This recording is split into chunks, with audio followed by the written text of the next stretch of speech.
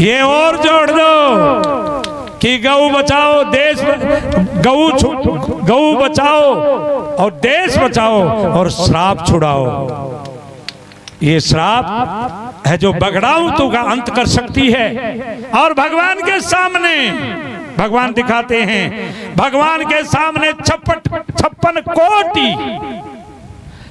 करोड़ यादव नष्ट हो सकते हैं, वो भी खुद दुनिया के मालिक के सामने नष्ट हो सकते हैं। तो इससे बड़ी है जो दुर्गति क्या होगी। इसलिए है जो आप श्राप बंद करें, आप सब लोग और माताएं बहनें है जो गऊ चराएं, है जो इस धरती का भला हो, देश का भला हो। अब मोए भा भरोसा हनुमंता और बिनु हरि कृपा मिले नहीं संता। भगवान की कृपा, देवनारायण की कृपा हमारे ऊपर बरस रही है। ये अब आपको विश्वास कर लेना चाहिए, नहीं तो महाराज जी है जो साधु संत है जो किसी नहीं जाते हैं, ऐसे नहीं मिलते हैं। अब मोए भा भरोसा हनुमंता और बिनु हरि कृपा मिले नहीं संता। जो एक बहुत बड़ी सीट होती है, उस सीट के मालिक हमारे बीच में बैठे हैं, तो इसमें हम क्या समझें? हम तो यही समझेंगे ना कि हमारे ऊपर भगवान की कृपा है। अपनी वाणी को विराम देते देते नौजवानों में आपसे एक बात कहना चाहता हूँ।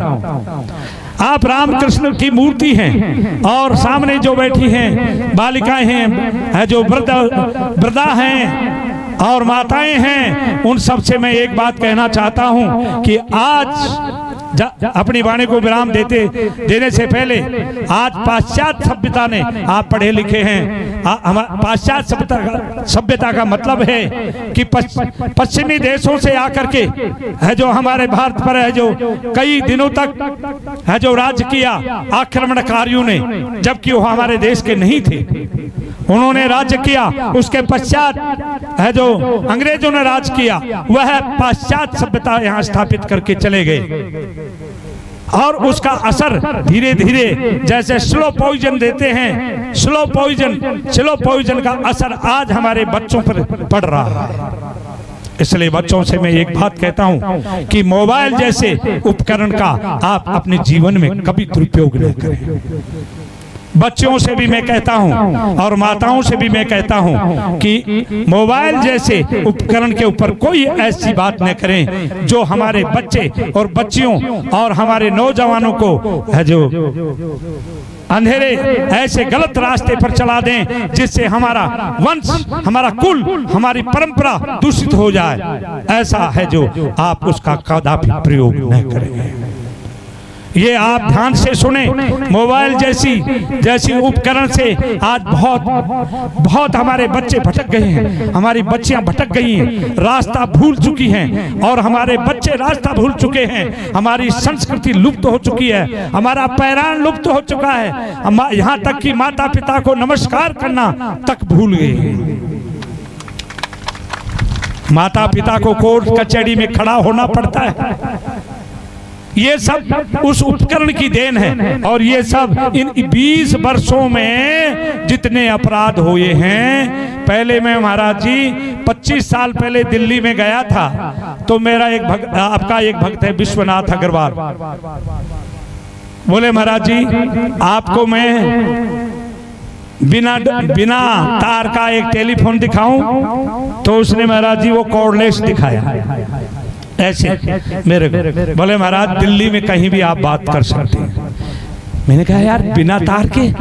बोले महाराज बिना तार की बात मत करो, आज तो ये 70 किलोमीटर में आपसे बात करा सकता है, परंतु आज से 10 साल या 20 साल पहले बाद में आप है जो पूरे हिंदुस्तान के किसी भी आदमी की फोटो देखना चाहोगे या विदेश में आपका कोई भक्त रहता है उसकी फोटो आमने सामने करके बातचीत करना चाहोगे, तो है जो आप आश्चर्य करोगे आप फोटो से। आप तो व्हाट्सएप कर, और वो लगा के लगा हम हाँ बढ़िया थे तेरी फोटो, बहुत बढ़िया थे। ये सब होने के पश्चात महाराज जी 20 साल में जो अपराध बढ़े हैं और जो बढ़ रहे हैं, उनको मैं ये कहता हूँ साधु संत और भक्त और हमारे नौजवान रोक सकते हैं, अन्यथा महाराज जी इन अपराधों को कोई नहीं रोक सकता। चोरियां होती हैं, डकैतियां होती हैं, और हमारे बच्चे हैं जो रास्ता भटक गए हैं, उन रास्ता भटके हुए अपने नौजवान साथियों को तुम राम कृष्ण की मूर्ति हो, तुम ही रोक सकते हो, अन्यथा कोई दूसरा नहीं रोक सकता। इसलिए आप बड़ों से भी विनती है कि आप भी ऐसे उपकरण का दुरुपयोग न करें और उस पर कोई झूठी बात न बोले। यदि युधिष्ठिर ने भगवान श्री कृष्ण ने कहा कि हे ऐसे बोल दो इन द्रोणाचार्य को कि अश्वत्थामा मारा गया, तो युधिष्ठिर ने कहा मैं ये झूठ नहीं बोल सकता, परंतु उसमें रहस्य है। भगवान ने इतना कहा था कि इतना ही बोल दो अश्वत्थामा मारा गया, भले ऐसा नहीं बोल सकता।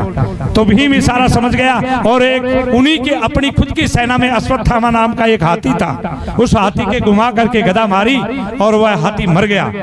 ओ मैंने अश्वत्थामा को मार डाला, मैंने अश्वत्थामा को मार डाला।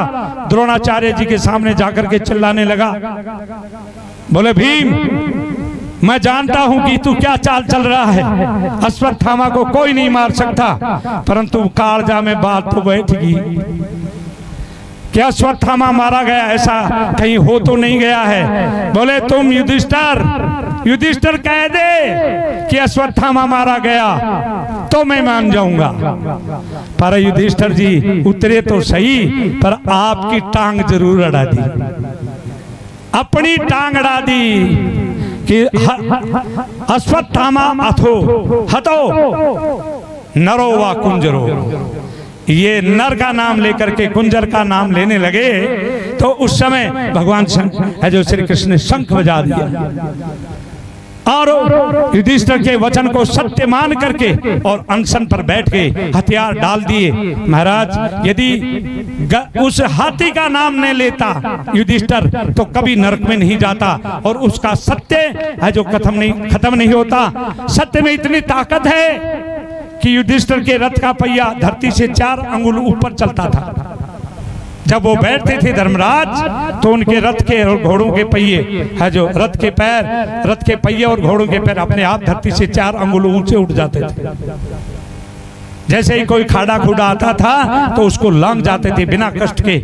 ऐसे धर्मधारी छत्रधारी राजा को भी झूठ बोलने का प्रत्यक्ष प्रमाण मिल गया और उनको एक दिन नरक देखना पड़ा। इसलिए प्रिय भक्तों, मोबाइल जैसी और धर्म जैसी सभाओं में और मोबाइल जैसे उपकरण में कभी आप झूठ नहीं बोले।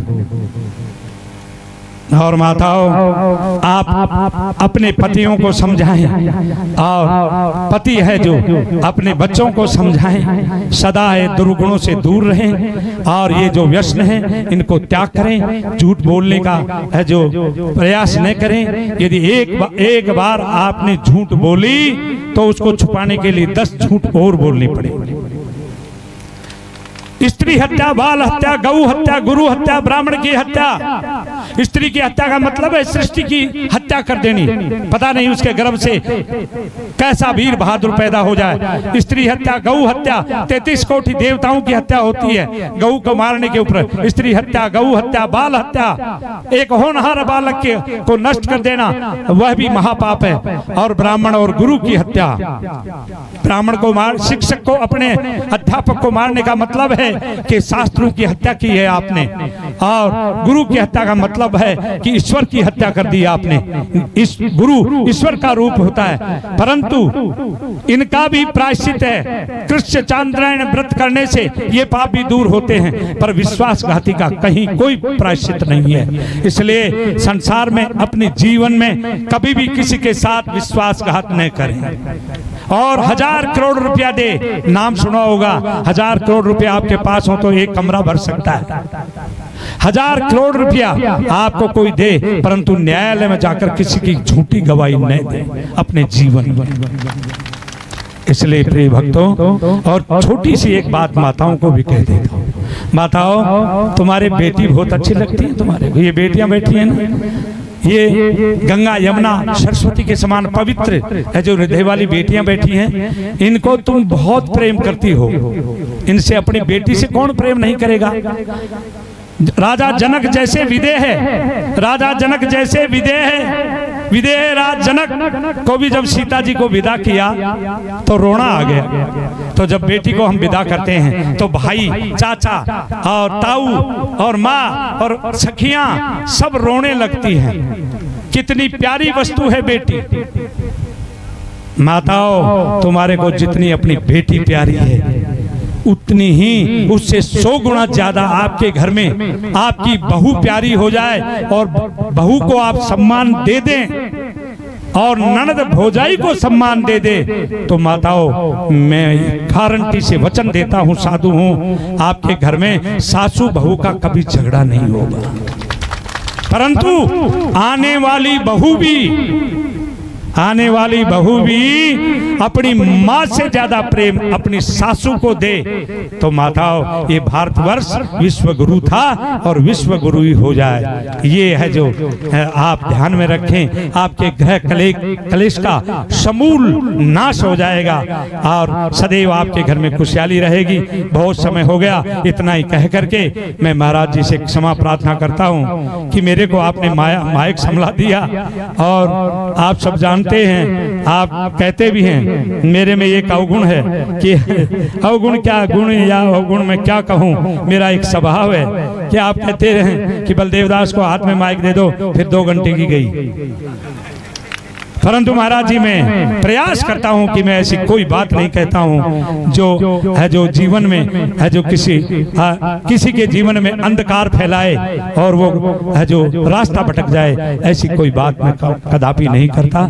जो आप गुरुजनों ने हमें शिक्षा दी है उसी शिक्षा का प्रचार प्रसार करते हैं। परंतु आप भी तो हमारे से लिखाते हैं, जब जगत गुरु बनाते हैं, द्वाराचार्य बनाते हैं, तो आप भी ये लिखाते हैं कि धर्म का प्रचार करना और मानव का कल्याण हो ऐसा काम करोगे तो ही आप जगत गुरु की सीट पर रहोगे। अनाचार, अत्याचार और बदमाशी करोगे तो आपकी ये सीट है जो रद्द कर दी जाएगी। ऐसा लिखाते हैं ना। जब भी आप दस्तखत करते हैं हमारे उस पट्टे के ऊपर, ये सब आप ही तो करा रहे हैं हमारे से, हम और कोई दूसरी चीज तो करते नहीं है। इसलिए मैं क्षमा प्रार्थी हूँ। बहुत है जो कुछ ज्यादा बोलने में है जो कुछ अपशब्द है जो निकल गया हो, उसके लिए माताएं और रामकृष्ण के स्वरूप है जो भगवत भक्त हमारे को मेरे को क्षमा करें। अब मैं महाराज जी से प्रार्थना करूंगा कि अभी कुछ नहीं, बट अब मैं महाराज जी से प्रार्थना करूंगा। महाराज जी बैठे बैठे ही सही, यदि आपकी कृपा हो जाए तो है जो थोड़ा उत्थित होकर के उत्तिष्ठ यानी खड़े होकर के आशीर्वाद स्वरूप 2 शब्द कहेंगे ताकि हमारी ये माताएं और ये है जो रामकृष्ण जैसे भक्त लोग है जो दशरथ जैसे पिता और कौशल्या जैसी माताएं आपके अमृतमयी वाणी को सुन करके और श्रवण रंध्र से उसका पान करें और मन जो प्रफुल्लित हो जाए। महाराज श्री दिनेश है जो 4 संप्रदाय के श्री